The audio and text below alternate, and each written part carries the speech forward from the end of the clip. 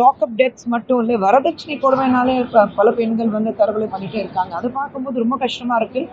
ஏன்னா வரதட்சணை வாங்குறது மட்டும் இருக்குல்ல, கொடுக்கறதும் ஒரு தவறு தான், ஒரு குற்றம் தான். அப்படி இருக்கும்போது ஏன் இந்த மாதிரி ஆசைகள் தூண்டி விட்டுட்டு பெண்களுக்கு வந்து பெற்றோர்கள் வந்து நாங்கள் வரதட்சணை கொடுக்க போகிறோம், என் பொண்ணுக்கு தானே நான் கொடுக்குறேன், வாங்குறது தப்பு, கொடுக்கறது தப்பு. நீங்க உங்க பெண், ஒரு ஒரு குழந்தைய வந்து நீங்க பெத்தெடுத்து வளர்த்தி ஆளாக்கி படிக்க வச்சு தன்னுடைய அங்கம் அது. அப்படி இருக்கும்போது நீங்க வந்து கட்டி கொடுக்கும்போது எது இருந்தாலும் உங்க பொண்ணுக்கு உங்க வீட்லயே வச்சு கொடுங்களேன். அவ பேர்ல தனியா வைங்க. ஆனா வண்டி கொடுக்குறதும், நகை கொடுக்குறதும், ஒரு பியூரோ கொடுக்குறதும், நான் இது கொடுத்தேன் அது கொடுத்தேன் உங்க வசதிக்கு ஏற்ற மாதிரி, ஐ திங்க் ஒரு சில இடங்கள்ல வந்து பார்க்கும்போது ரொம்ப கஷ்டமா இருக்கு. ஸோ பெற்றோர்கள் கிட்ட வந்து ஒரே ஒரு விஷயம் சொல்லுவேன், உங்க பெண் நல்லா வாழணும்னா இந்த வரதட்சணை கொடுக்குறதோ இல்லை வரதட்சணை பேர் வரலைன்னாலும் நான் ஆசையா கொடுக்குறேன் அதுவும் வேண்டாம்.